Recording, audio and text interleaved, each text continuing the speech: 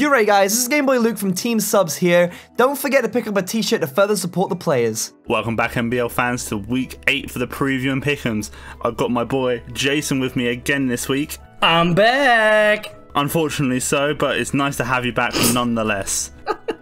Oh, toast. One day. Since you've been missing this so much, I'll let you go over the preview and pick'ems for the last couple of weeks. Oh, you finally learned some manners while I was gone. Well, thank you. Okay, so first place is you. You're at 30 and 11. You're the first one to break through that 30 barrier. And after that, I believe it's Wits with 28 and 13, followed by Tailwind at 27 and 14. And normally I would limit it to the top 3. However, I am at 4th, so I will include myself at 25 and 16. However, it should be noted that everyone did fairly similarly last week. Most analysts got a 4 and 2 record, though it should be noted Harvey's very proud of his 5 and 1. Ben and Kabu, though, kind of a rough go. That was kind of a bit shocking, but we don't speak about that. So the first match we got is Team Cyberbaz versus Subs. So across the board, everyone chose Cyberbaz. Sorry. There's part of my heart that I really wanted to choose Subs, but I just don't like the matchup, as you agree with me. You were saying, sorry, I should be letting you say this, but I'm going to say what you were saying instead. You were saying that you thought that Luke and Callum have been playing a lot better and that they're on this nice little upswing and that you wanted to pick them, but you just couldn't bring yourself to do it. You see like 2 weeks ago with Luke questioning Callum's play, it's like, wait, we're not actually out of the game yet. We do this, and this. We can still win this. And I really like that mentality. We've seen a couple times where it's like, oh, we've lost, GG. Yeah. And they kind of threw away the game, or they just stopped trying. They've not seen another win con. Right. And I like that mentality. It doesn't always come down to sometimes the matchups. It comes down, as I say a lot, to the mentality of the players. And I can honestly see them winning if they do have the right mentality. I understand it's a big, scary team, Team Cyberbaz, but 3rd to about 9th is such a tight fight at the moment. If a big team who's in like 3rd or 4th or 5th just loses one game, they automatically slide all the way back down. Is literally an avalanche right at the top at the moment for the contention for top cut, which is going to make spectacular viewing for the next couple of weeks. The only team that has secured it is Drinking Birds, but to see in this matchup, I just can't not pick Cyberbaz because their matchup is so good, on paper at least. I think that Cyberbaz definitely has some really good tools to take care of Team Subs' threat. The one thing I think you won't see from them is you won't see the fake out or basically like priority speed setup, because you do have 2 really prominent quick guard users on Team Subs' team in Hitmontop and Crobat, and so I wouldn't be surprised to see something like we saw last week with the Skydrop Aerodactyl, or maybe just setting up a Tailwind. I think Team Subs also is going to have to put Crobat out there really early, because Team Cyberbaz has been leading with Aerodactyl a lot this season, and if they don't have Crobat out there to match Tailwind, or I mean they could be cheeky and bring Mew out and go for a Trick Room, but if they don't either match Tailwind or take advantage of Cyberbaz Tailwind and go for Trick Room, they're going to be way too far behind. Cyberbaz is going to have an easy time setting up, and then Azumarill, whether it's just going for like a Waterfall, Aqua Jet, Play Roughs, it's just going to tear through this team. That's not the only thing it needs. I don't know about you, but I think Jirachi, Volcarona, and Raichu all also have a very fantastic matchup against Team Subs. Very much so. In between just those 3 mons, they need enough punch through the entire team. The only thing that really can take it on is Raikou. It's the only thing that neutrally resists or just can take attacks from all of them. And even so, that's not really the best thing to boast about, because Raikou isn't known for its tanking abilities as such. No, and you know what? Actually, Nidoqueen comes along as kind of counter to the Raikou, and it actually does fairly well in this matchup. It's got all kinds of different coverage moves that can come in handy, and actually I could easily see them bringing their top row plus Nidoqueen this week. Alright, well, you want to move on to the next one? We got Team Schooled versus Team Flawless. So for Not Schooled, we got Harvey, Juan, Tailwind, Jason, Ave locking it, Kabu, and the fans. And for Flawless, you got Wits, me, and Ben. So I think this is interesting because I didn't expect I didn't expect a lot of flawless picks. Well, actually, no, that's not necessarily true. It's not like I expected everybody to pick Not Scald like you see in some weeks, but I guess I didn't expect I don't know why I didn't expect you and Wits, so where's this faith coming from? Flawless has been playing pretty well, but Not Scald's certainly been playing much better. The position, I think, in the standings shows that. So what do you think gives Flawless the edge? Well, easily they could have been 4 and 3, so they could have easily been in the top 6. That's the way I see it. And it's not the case of the last match where I can't see Monster not tackle the team. This is very much a slugfest. It's like I KO you, KO me. Like Celesteela, Suicune, Galvantula, fantastic option. Mamoswine deals with the Garchomp. You can have like Flying Z Salamence to easily take out the Buzzwole. There's a lot of stuff they got on their team to counter stuff. Thick Fat Mammothswain yet again to deal with the Arcanine, so it's not like they don't have a plenty of options to get Magearna going and set up. There's not much they got on their team to hit a Hooper. Obviously there's a random HP bug and U-turns and stuff like that, and obviously Buzzwole, but at this point, unless they're running stuff, I'm pretty sure they don't outspeed Hooper Unbound, and it's got really bad special defense, so as a Psychic's probably just going to kill. I think what also is interesting in this matchup is the speed control, because I don't think Team Flawless really needs to go or would want to go for Tailwind. I think what would be much more likely with how grounded Team Not Scald is would be something like a Sticky Webs just right out the gate from Galvantula, because then they would have a lot of speed advantages even outside any like additional support that could come in really handy. Then you have things like Mammothswine outspeeding the Garchomp. You have Magearna, you know, being able to pick off its targets a lot easier. Hoopa, I don't think it's not going to be outspeeding everything after just the Sticky Web, but basically I think that helped them in the beginning of the season, and I think it could help them here. And to be honest, Team Not Scald's only real option against that is to go for something like Trick Room Malamar or Trick Room Comfey. Comfey doesn't do too terribly here, and obviously we saw last week that it was as amazing as Tailwind likes to think it, you know, claim it is, but I don't know if they're gonna necessarily want to go for a Trick Room Slugfest, because at the same side, if Team Flawless doesn't set up the Sticky Web, then I think they're actually going to be undersped quite often, depending on how everything is trained. The short version is speed control is going to be an important factor in this matchup. You brought up Sticky Webs, and I'm pretty half speed, doesn't it? Oh, it's one stage. Okay, then no, then Raichu will still outspeed, but then I think near enough everything else will be getting outsped. I believe also Garchomp will, because Magearna is base 65 and Garchomp becomes 92, so I believe it will. It might actually just outspeed it, maybe. I'm trying to think if there are any other interesting Pokemon matchups here. Well, Arcanine, that's a big one I see. Arcanine is a big problem for Team Flawless, I see. You can easily say, oh, you got Tentacruel, but it learns something like Wild Charge, and you can easily Electrium Z that, so you can just nuke it. And it has a contingency plan. If they don't bring Tentacruel, you can just nuke the Togekiss instead. Arcanine also has the potential for Snarl, which could be a very good way to mitigate Magearna's ability to use Soul Heart effectively, because Arcanine obviously does resist both of its stab attacks, and you can actually make it pretty bulky and just keep snarling away. Having that option is certainly nice. I don't think this is going to be a game where Magearna, you know, spirals out of control and picks up 5 knockouts and keeps climbing up the MVP board. And you even got Suicune that can fire off Snarls as well, so you got more than just one Snarler on their team. That's right, you got double dogs. Dangerous. Dangerous indeed. So did you want to lead us through the next match?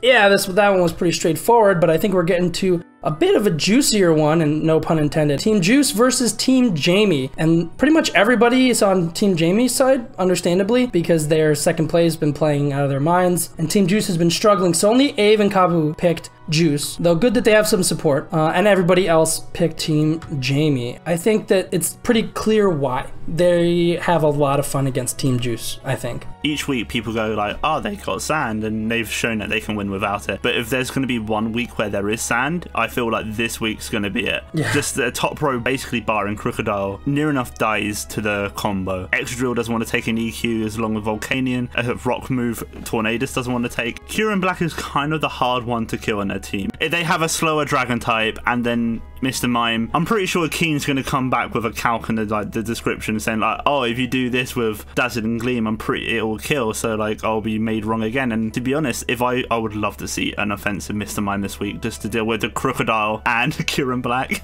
Yeah, Twinkle Tackle Mr. Mime would make me pretty happy, and I would probably be the creepiest Twinkle Tackle user in the game. Going back to like what I think they actually might bring, I definitely agree. The sand is a really viable option here. Crunch handles Aegislash, Rocks handle Volcanion, Tornadus handle Kyurem Vivillon, and then what? I don't really think you actually don't even know if you need sand. You don't really need Excadrill. It's good, it comes in handy, but I think Tyranitar... Well, it's just the fastness of it. Like, Tyranitar's slow, you get the really big speed, and you can hit stuff with Drill Run, which they've already shown. Maybe a Tech Rage if they want to really get rid of the Excadrill. That's more so my thinking for it.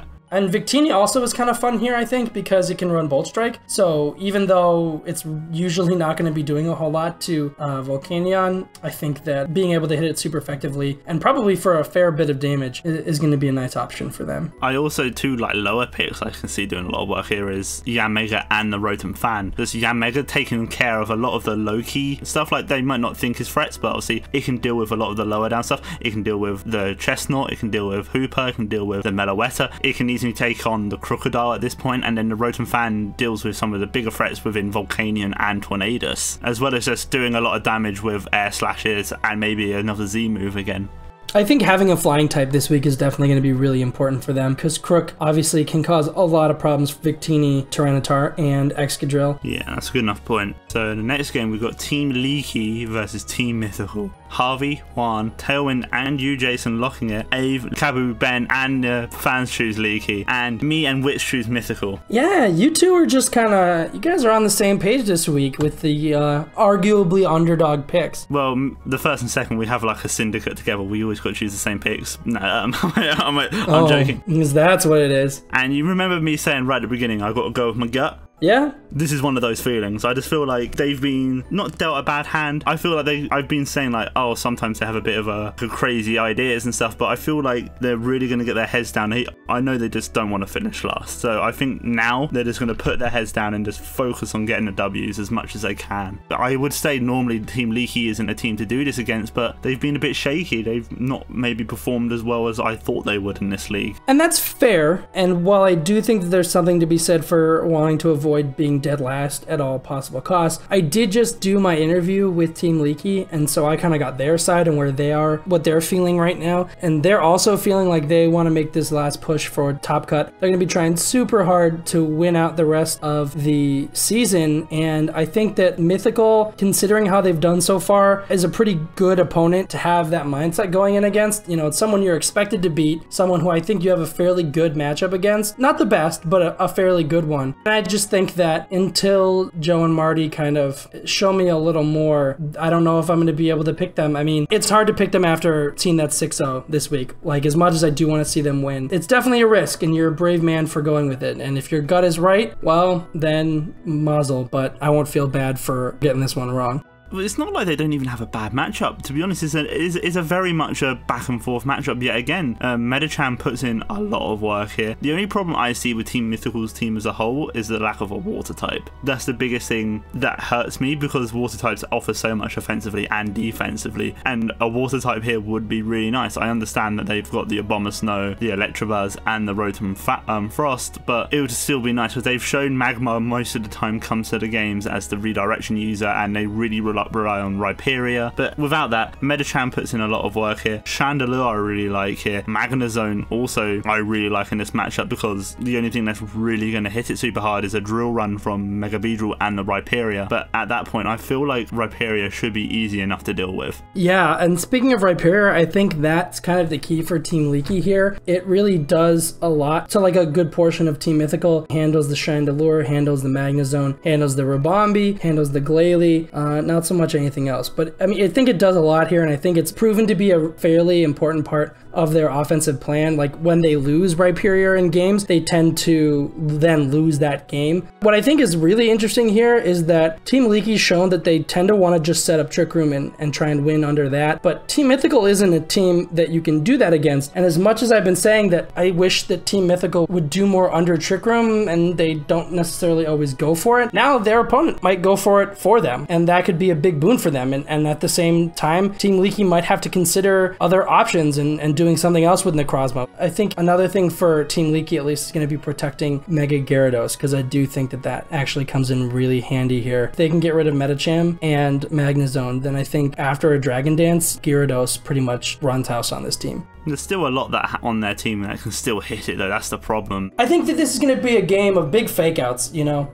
No, I definitely agree. Yeah, it's going to be a very fun game to watch. I definitely agree. So next off, we got Team Disney versus Team Dream Ball. So do you want to lead the way through the picks? Yeah, this was a hard one this week, guys. We got Team We Disney and Dream Ball, you know, two teams who both are coming off losses. As far as where the analysts fall, we have Harvey, Wits, Toast, and Ave, Kabu, and the fans all on Team Dream Ball, but we have Juan and Ben with We Disney as their locks, and me and Tailwind just making regular picks here. But to be honest, it was hard for me to pick this because as much as I think Team We Disney has a really good matchup, Team Dream Ball is really great coaches, and that's not to say that Duncan and Shofu aren't, but they are coming off 2 losses. It's a bit of a skid for them, and well, I think that they're going to want to try and bring their A game to stop the skid and kind of right their path because they don't want to have a neutral record after what a good start they were off to. I think that this is a hard team to do that against. Yeah, definitely. And the hardest thing about picking Team Dream Ball, because I was also going to pick Team Disney, the biggest thing we're missing from Dream Ball is we're missing an extra game, which I think is huge because the more games you got, the more knowledge you got and more things you can say about their team. That's true. Because we're missing the Cyberbaz game, it's kind of thinking like, well, if we see that, because obviously Cyberbaz is a great team, and maybe if they lost that, I would have maybe thought to myself, maybe I actually do fancy We Disney more. But you saying like that is that, yeah, their matchup is great. We Disney have a fantastic matchup.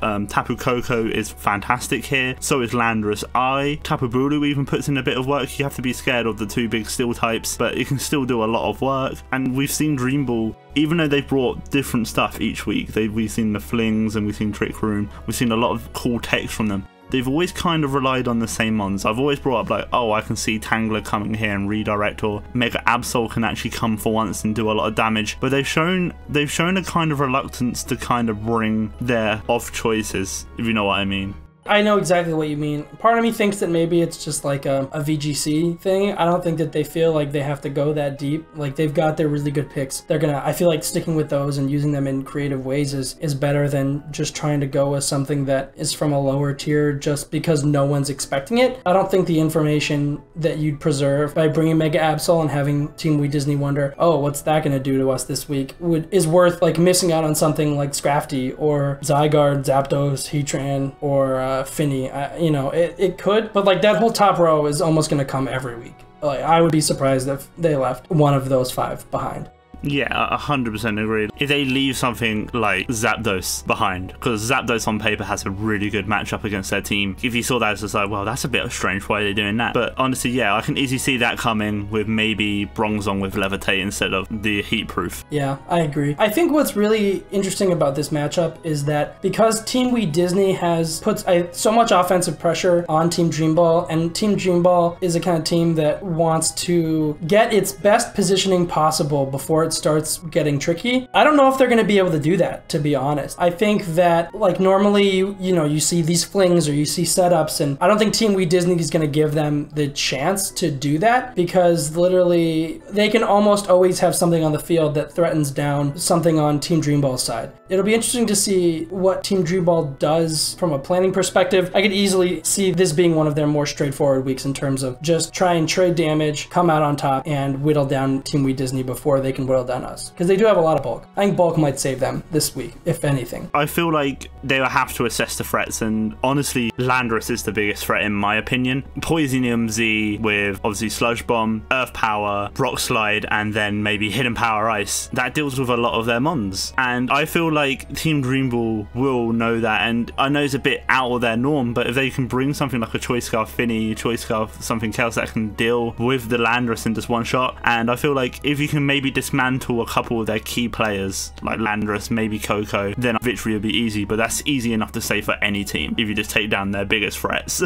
So now we have Team Blue Hunnets versus Team Drinking Birds, and we have Harvey, Juan, me locking it, Tailwind, Jason, Ben, and the fans all choosing Drinking Birds, and then Ave and Kabu, which Kabu is locking this for Blue Hunnets to win. Kabu, no. Well, I just looked at it recently, and I didn't realise Team Blue Hunnets actually have quite a good matchup. It's not a case where Team Drinking Birds go like, okay, we stomp you. No. They actually have a pretty good matchup. I disagree. Okay. And it's for one reason. Pheromosa. Look at that thing. Okay, this is like me saying Magina, but... No, I'm actually like super not high on Pheromosa. I think it's super risky, but like just look at it. It outspeeds Deoxys. I double checked this by 1 point, so it's going to be able to threaten like a U-turn and getting an Oko, or at least putting it in range of a strong breeze. It's going to be able to do big damage to a Tapu Lele. You know, sometimes you do see it running the Z Poison move. It's going to be able to hit the Oranguru. High Jump Kick is going to hit the Sharpedo. It'll hit the Kyurem, and it will hit the, what's it called, Mega Steelix, all fairly hard. And that is with the caveat that I think Togetic does a really good job of stopping Pheromosa from causing problems, but Team Drinking Birds has Metagross, which is a fairly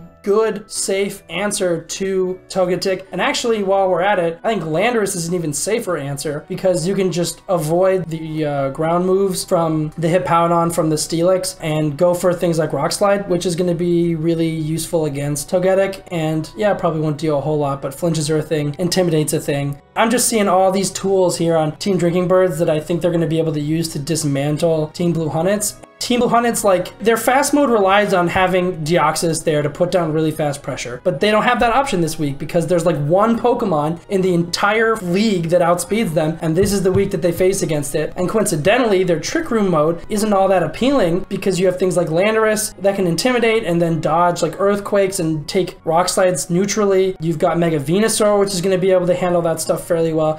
You got Blastoise, which is super bulky. I'm just like, there's just so much, man. The only thing that doesn't, I think, do that well for Team Drinking Birds here is Belly Drum Lanoon, and like that's it. Oh yeah, you can't really bring it because of Psychic Terrain. Right, but otherwise, like, they just have so much. And they even have weather. If they want to stop the sand, they have Ninetales, which they haven't done a whole lot with Team Drinking Birds, but it's at least here to stop weather. But this is more so a case where I say it's another thing with my gut. We easily said the same thing about them last, well, you didn't, but me and Kabu did. We said the same thing about them last week, how we Disney's easily going to beat them. And then they played super well. Their positioning was fantastic. They was really on point. And all they have to do is do that. Just do that again. Just show that you really prepped for the team. Pheromosa, you kind of put all your eggs in one basket with that mon. It's kind of easy to take out if you play well around it. If you predict like high jump kicks and you protect, or you just double into it, it's pretty easy to take out. Granted, you will probably lose a mon or two trying to take it out, but it's just showing the initiative, showing the knowledge, and I think they've got the knowledge on deck now. I think they're starting to play a bit better. I want them to do better. It's like a secret part of me is just like, I just really want them to do well. They're like my side team. I want Team Jamie and Drinking Birds to do well, but that's my bias aside. But then I want to, like, Team Blue Hunters, I've always had them decide, it's like, please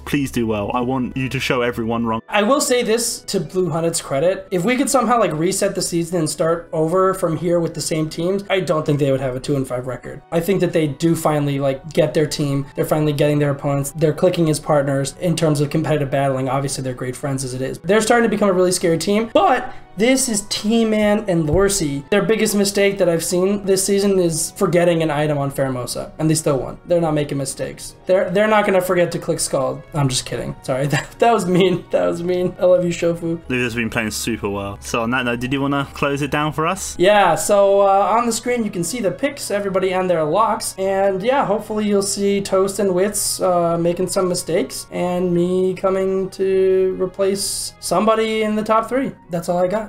Thank you guys ever so much for watching. We've been the MBL. We hope to see you again next week. Goodbye.